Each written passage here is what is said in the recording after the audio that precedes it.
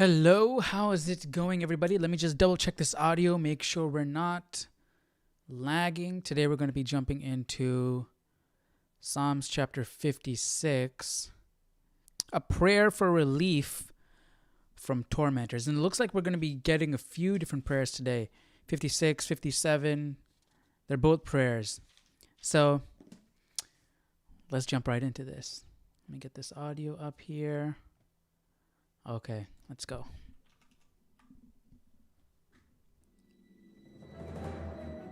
Psalm 56, to the chief musician, set to the silent dove in distant lands, a miktam of David when the Philistines captured him in Gath.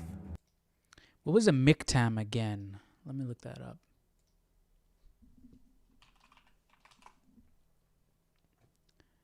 A poem or a song. Some translate the word golden or precious. It is rendered, whoa. What is the L? Like this is 20. I forgot what the L is. By a word meaning tablet, inscription, or stellograph. We can look this up right now.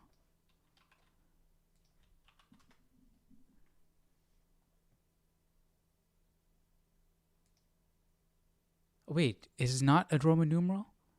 Oh, that's the Septuagint. Why is the Septuagint noted as LXX?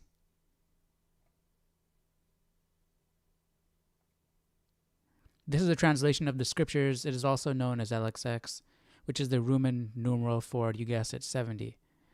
70 scholars, some sources say 72, undertook this feat, which resulted in the Septuagint translation. So that's why it is noted as 70. Okay.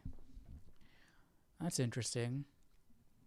So, it is rendered in the Septuagint by a word meaning tablet, inscription, or a stellograph. The root of the word means to stamp or grave, and hence it is regarded as denoting a composition so precious as to be worthy to be engraven on a durable tablet for preservation, or as others render, a psalm precious as stamped gold.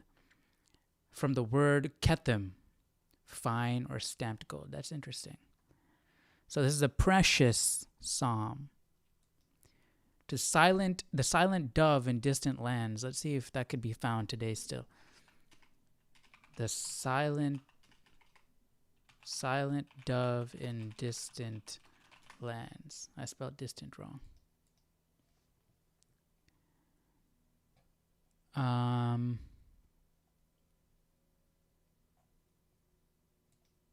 What should I type? Original? Performed and created by Elim Hall Classics. I guess we just know the names. We don't know the exact composition and arrangement of these.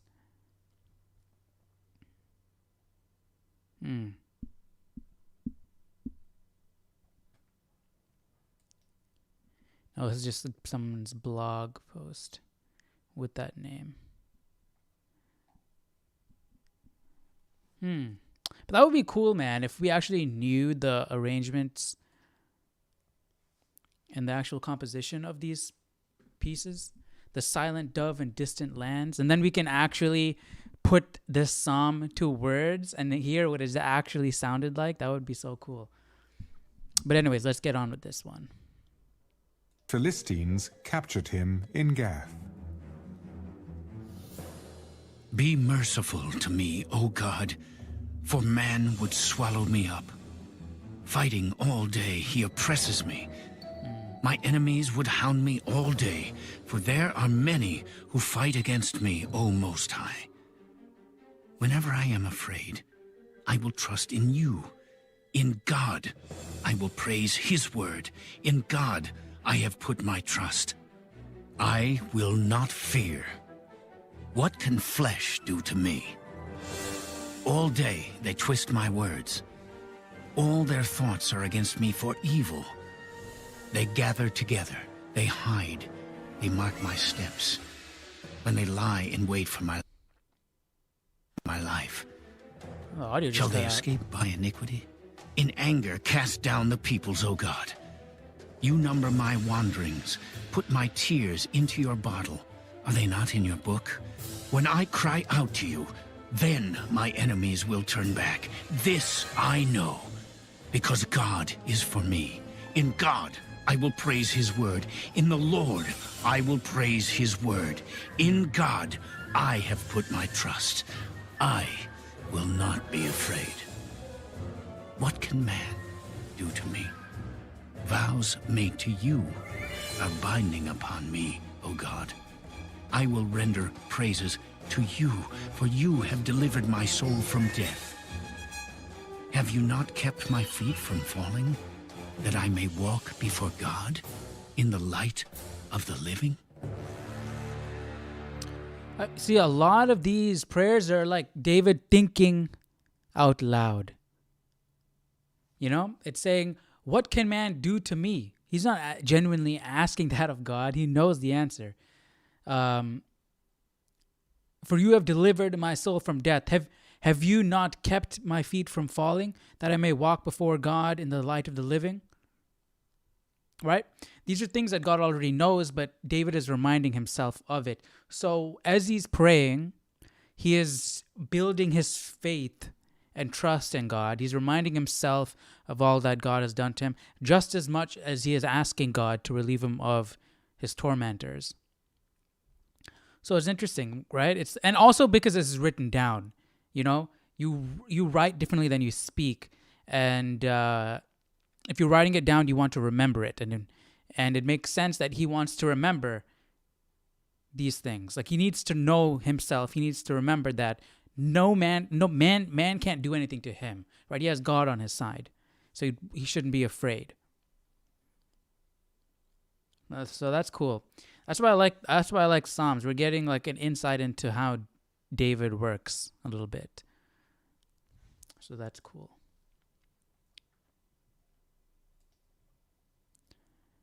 $56. Come on, $56.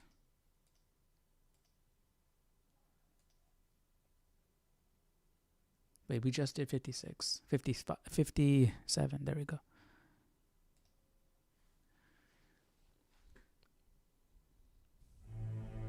Psalm 57, to the chief musician, set to Do Not Destroy, a miktam of David when Another he fled miktam. from Saul into the cave. Do not destroy. Be merciful to me, O God. Be merciful to me. For my soul trusts in you. And in the shadow of your wings I will take my refuge until these calamities have passed by. I will cry out to God Most High, to God who performs all things for me. He shall send from heaven and save me. He reproaches the one who would swallow me up. God shall send forth his mercy and his truth. My soul is among lions. I lie among the sons of men who are set on fire, whose teeth are spears and arrows, and their tongue a sharp sword. Be exalted, O God, above the heavens. Let your glory be above all the earth. They have prepared a net for my steps. My soul is bowed down. They have dug a pit before me. Into the midst of it, they themselves have fallen. My heart is steadfast, O God. My heart is steadfast. I will sing and give praise. Awake, my glory. Awake, lute and harp. I will awaken the dawn. I will praise you, O Lord, among the peoples. I will sing to you among the nations. For your mercy reaches unto the heavens, and your truth unto the clouds. Be exalted, O God, above the heavens. Let your glory be above all the earth. See, again, let's see, look how this prayer started off. Well, first take note of how it ended, right? He's praising God, and he's offering God something, right? I will sing and give my praise, right? And he's saying, I will praise you, O Lord, amongst the people. I will sing to you amongst the nations. For your mercy reaches unto heavens, and your truth unto the clouds. Be exalted, O God, above the heavens. let your glory be above all the earth. So he's praising God and offering something. He's offering his praise. And it starts off by asking. Right? This is entitled Prayer for Safety from the Enemies. I lie among the sons of men who are set on fire, whose teeth are spears and arrows, and their tongues are a sharp sword. Exalted. Be exalted, O God, above the heavens. Let your glory be above all the earth. Already praising over here, right?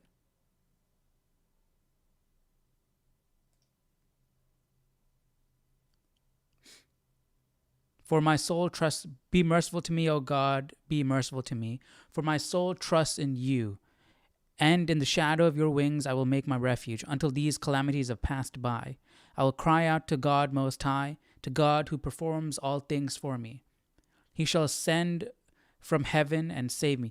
Okay, that's interesting, right? He's calling out to God here, speaking to God, right? Be merciful to me, O God, be merciful to me. And then he's speaking about God. He's speaking to God, and then he switches it up. I will cry out to God Most High, to God who performs all things for me. So he's speaking about God instead of to God.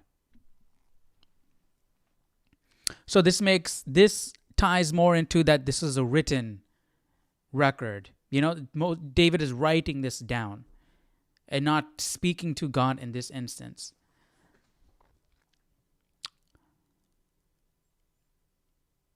And that makes sense why. That probably makes sense why he's offering these things. Like he's saying that I will praise, I will do all these things, I will worship you. You know, you are amazing, you're merciful, and all this. And then because he's writing about something. He's writing about God. He's writing about his views on God, and he's writing about what he is going to do and what he feels. So that's probably why the prayers in Psalms have all that included, right? It's talking more about, like I just said, you know, how David feels, how he views God, and what he is doing for God. Because Psalms are also a song, so that's where the praise comes in. And it's written down, so it could be used as a reminder for him as he's writing down. He's putting his feelings onto paper. Right? If you ever had a prayer journal, you probably have done this also. So, yeah. So that makes sense.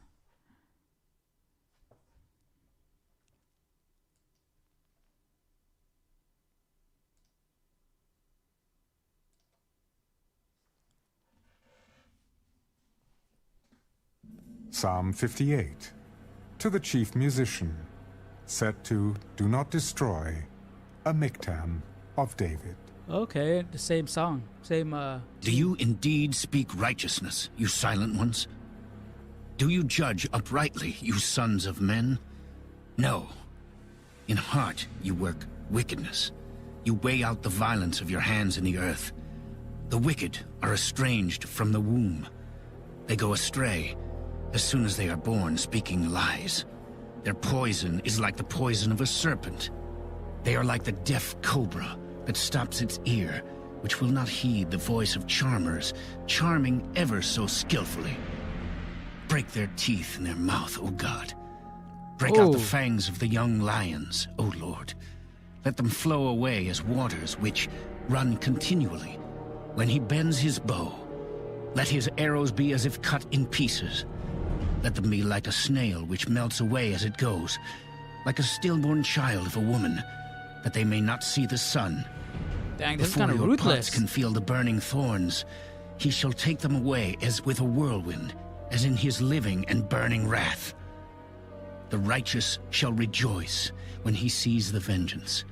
He shall wash his feet in the blood of the wicked, so that men will say, surely there is a reward for the righteous. Surely he is God who judges in the earth. Okay. I mean, they're the wicked, so they're going to be punished, and we've seen how God has punished the wicked in the past. But Do you think it's right for David to ask God for such things?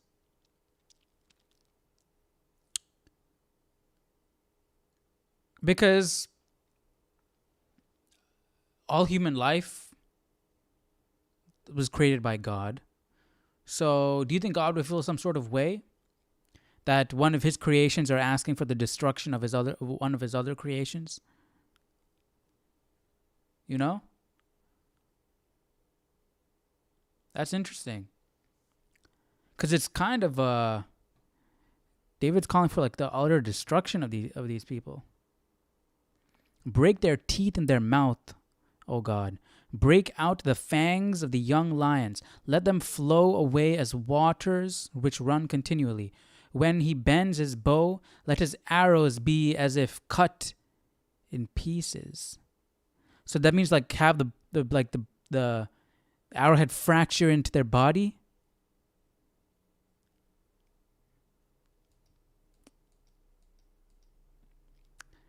Let them be like a snail which melts away as it goes. So a slow death. Like a stillborn child of a woman that may not see the sun. Before your pots can feel the burning thorns, he shall take them away as with a whirlwind. As in his living and burning wrath, the righteous shall rejoice when he sees the vengeance. The righteous will rejoice by seeing the suffering and pain of the wicked. Why would they rejoice by seeing God's vengeance? They should rejoice by being saved themselves. Right? They should be happy that they're with God, that they're safe, that they're on the right path. Who cares if the wicked are destroyed or not? Why are you rejoicing in their suffering? Rejoice in your happiness. He shall wash his feet in the blood of the wicked, so that men will say, surely there is a reward for righteous. Surely he is God who judges the earth. Why is their destruction your reward?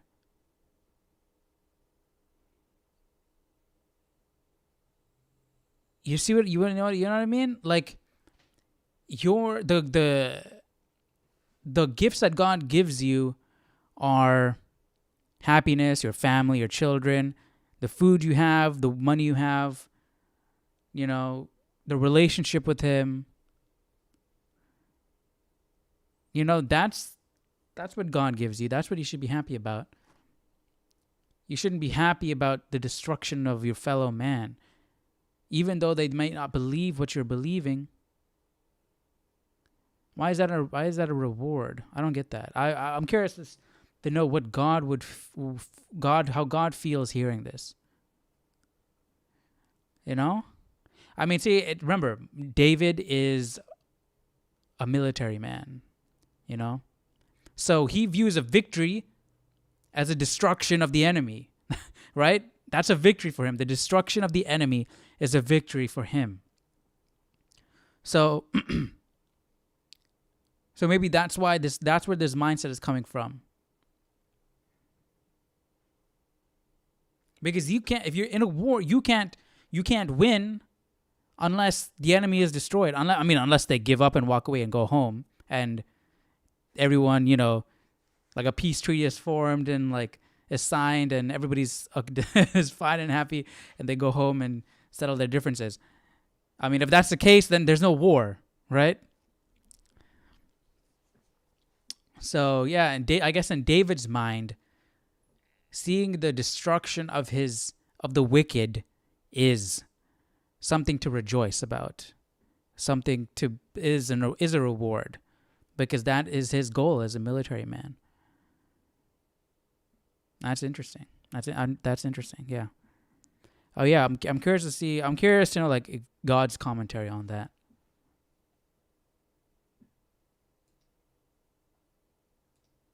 What do you guys think about that? That's interesting, I feel like.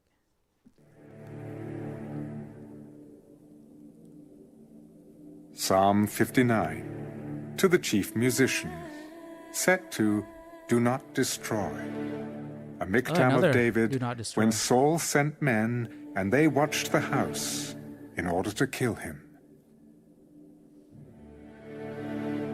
Deliver me from my enemies, O my God. Defend me from those who rise up against me. Deliver me from the workers of iniquity, and save me from bloodthirsty men. For look, they lie in wait for my life. The mighty gather against me, not for my transgression, nor for my sin, O Lord. They run and prepare themselves through no fault of mine. Awake to help me, and behold, you, therefore, O Lord God of hosts, the God of Israel, awake to punish all the nations. Do not be merciful to any wicked transgressors. At evening they return, they growl like a dog, and go all around the city. Indeed, they belch with their mouth. Swords are in their lips, for they say, who hears? But you, O Lord, shall laugh at. And so David has a really bad opinion of his enemies. I mean, I guess you have to, in order to take their lives, right? You have to convince yourself that these people, that my enemies, are horrible people in every single way. Otherwise, how can you go and kill them? You know, I mean, it'll be hard. I mean, I'm not saying that these wicked people, these neighboring pagans and stuff, are good people, but you know, I'm sure like every single person in the city is not bad at heart, right? They grew up believing that these false gods are their gods, right? You took a little kid from that town, you know, I don't know if he has a wicked heart. They're doing wicked deeds, disobeying God, but maybe they didn't know better, you know?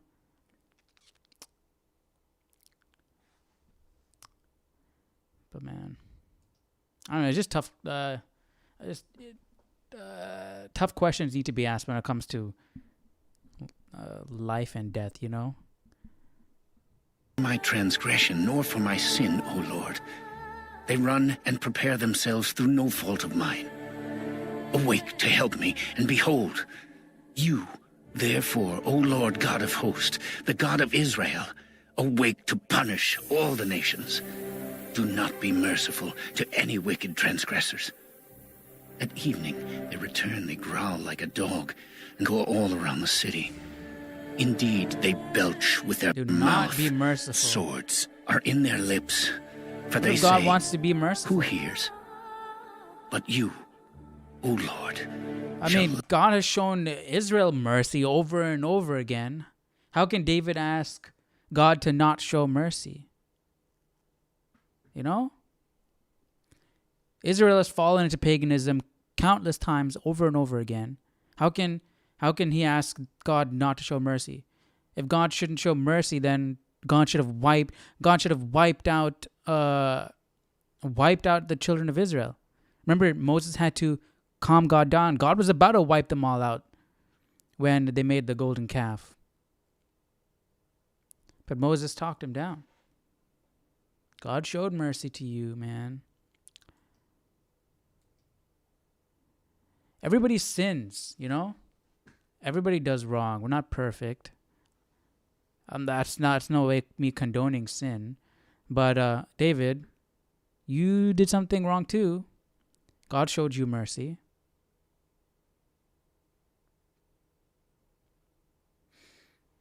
God shows all of us mercy. You can't ask him to not show mercy. Who hears? But you, O Lord, shall laugh at them. You shall have all the nations in derision. I will wait for you, O you his strength. For God is my defense. My God of mercy shall come to meet me. God shall let me see my desire on my enemies. Do not slay them, lest my people forget. Scatter them by your power and bring them down, O Lord, our shield. For the sin of their mouth and the words of their lips, let them even be taken in their pride. What does that mean? Do not slay them, lest my people forget. So keep them. So don't kill them off, because then they'll just forget about it. It can't just be done away with. Scatter them. let them slowly dwindle down in power. So that we can be like, hey, look, see those people there? That's what happens when you're wicked. There's a constant reminder. And for the cursing and lying which they speak, consume them in wrath, consume them that they may not be, and let them know that God rules in Jacob to the ends of the earth. And at evening they return, they growl like a dog, and go all around the city. They wander up and down for food and howl if they are not satisfied.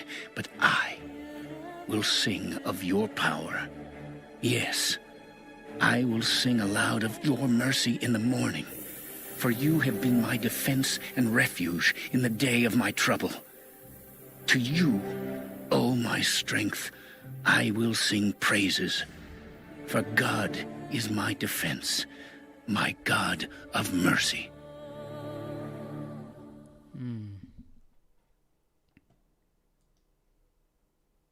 Yeah, that's just a warrior's mentality. Psalm 60, to the chief musician, set to Lily of the Testimony, a miktam of David, for teaching, when he fought against Mesopotamia and Syria of Zobah, and Joab returned and killed 12,000 Edomites in the Valley of Salt. O God, you have cast us off. You have broken us down. You have been displeased. Oh, restore us again. You have made the earth tremble. You have broken it. Heal its breaches, for it is shaking. You have shown your people hard things. You have made us drink the wine of confusion. You have given a banner to those who fear you, that it may be displayed because of the truth, that your beloved may be delivered. Save with your right hand and hear me. God has spoken in his holiness. I will rejoice. I will divide Shechem and measure out the valley of Succoth. Gilead is mine, and Manasseh is mine. Ephraim also is the helmet for my head. Judah is my lawgiver. Moab is my washpot. Over Edom I will cast my shoe. Philistia shout in triumph because of me. Who will bring me to the strong city? Who will lead me to Edom? Is it not you, O God, who cast us off? And you, O God, who did not go out with our armies? Give us help from trouble, for the help of man is useless. Through God, we will do valiantly, for it is he who shall tread down our enemies.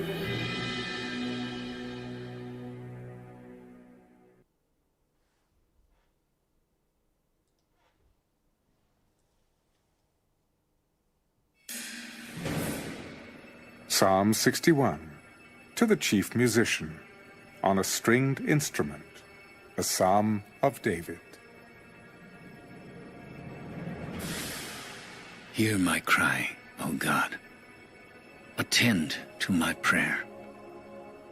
From the end of the earth I will cry to you when my heart is overwhelmed.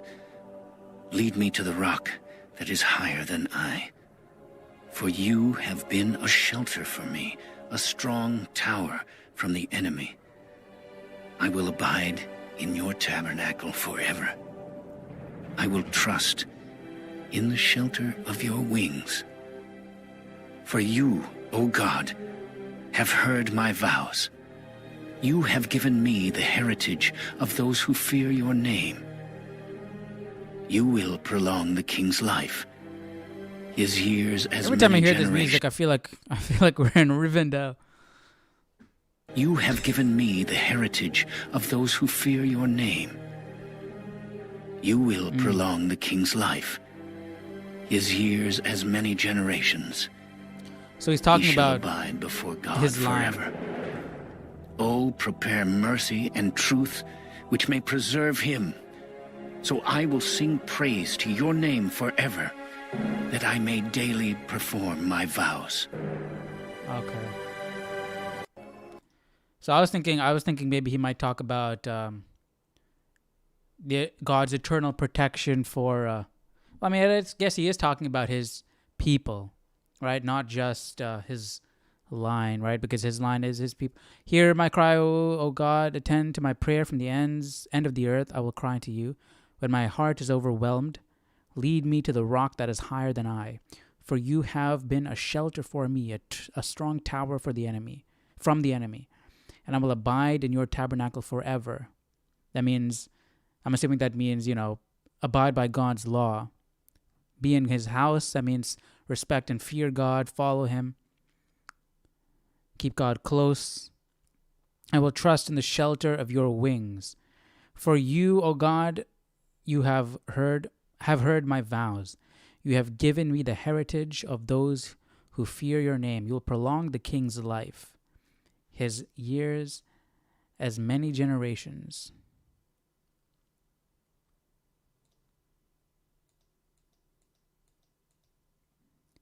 He shall abide before God forever. Oh, prepare mercy and truth, which may preserve him. So I will sing praise to your name forever, that I may daily perform my vows as king. And I'm guessing when he's saying you will prolong the king's life, not just him, David, but every single king. His years as many generations, every king.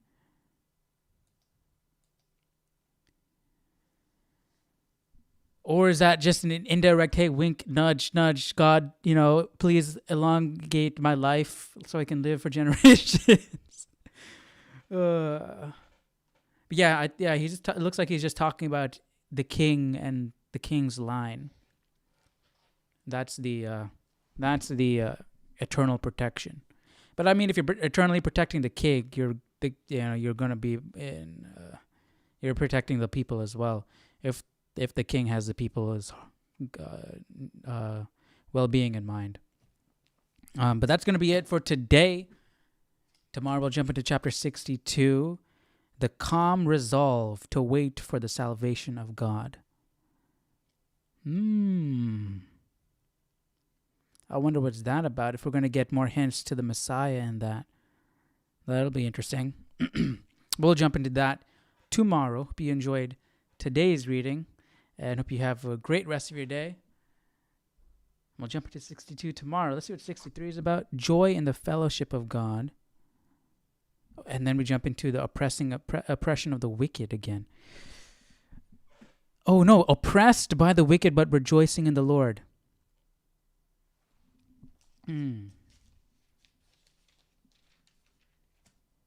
Okay, we'll jump into all those tomorrow. And that'll be it for today. Hope you enjoyed today's reading. I will see you tomorrow. Take care. Bye-bye.